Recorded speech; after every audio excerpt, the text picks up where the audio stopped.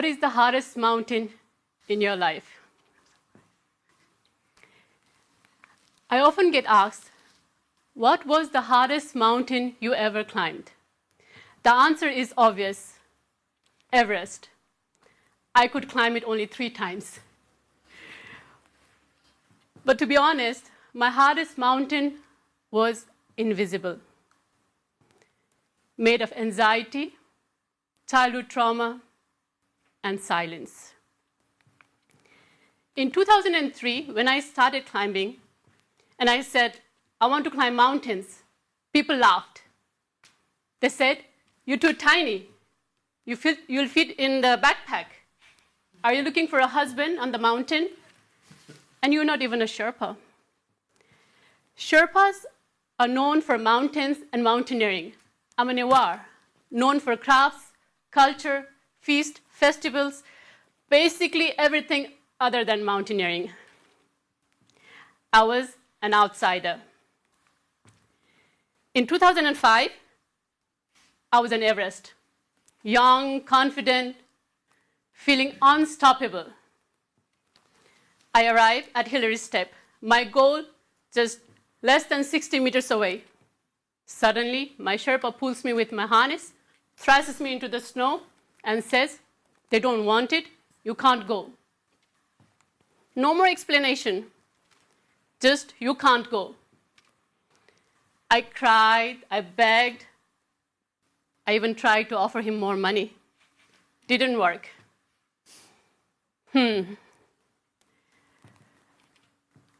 Irony, that same day, another woman from my community made it to the top and married her Sherpa friend, a Guinness World Record. And I'm at 8,800 meters, crying, stuck, and single.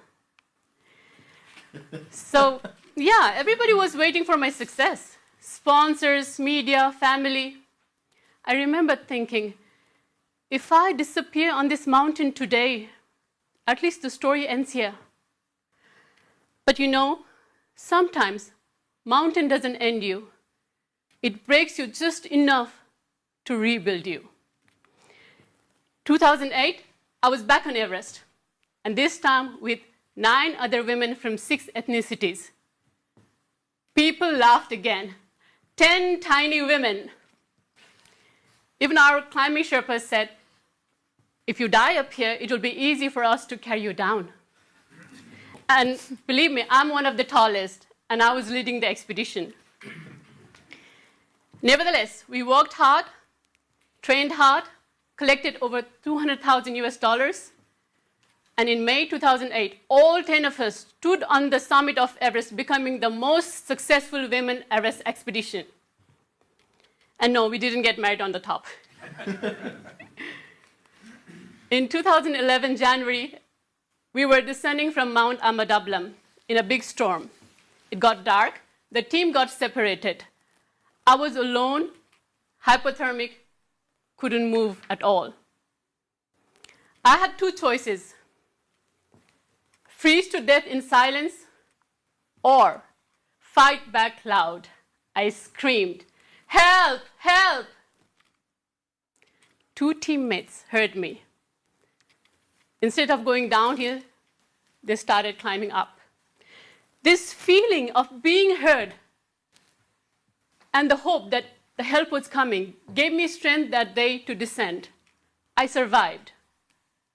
And that night taught me, strong people ask for help, dead people don't. During this expedition, I injured both the knees. 6 weeks I was in bed, training my patience and ability to stare at the ceilings. In April, I was back on Everest, not to prove that I was strong or brave, but I had learned a very advanced mountaineering skill, a good judgment. At high altitude, my fear was not falling. It was being unsafe as a woman.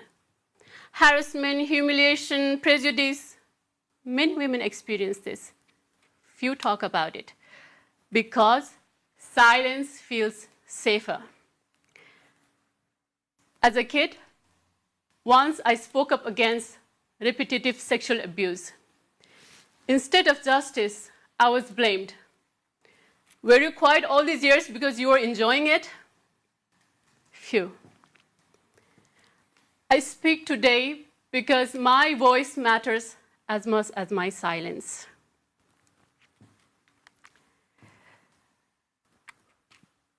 Having climbed some 16 mountains in all 7 continents, this is what I have learned.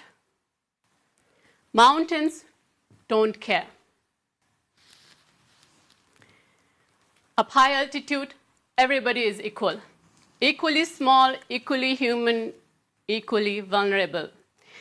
If survival was about experience, strength, and expensive gear, we wouldn't have lost so many elite climbers. I've seen people celebrating on the summit, and I've seen people dying just below it. Control is an illusion. Respect keeps you breathing.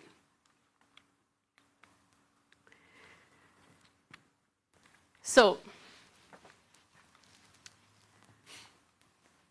what have I changed in myself?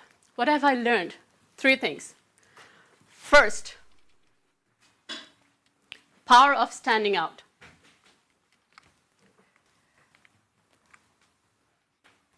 People said I didn't fit in. Turns out fitting in was never the goal. Second, patience over control. You can't control your mountain, inner or outer. Only with respect and patience, you can keep moving. Third, redefining strength. Strength is not about doing everything alone. It is continuing when it's hard, and also having the courage to say, I need help.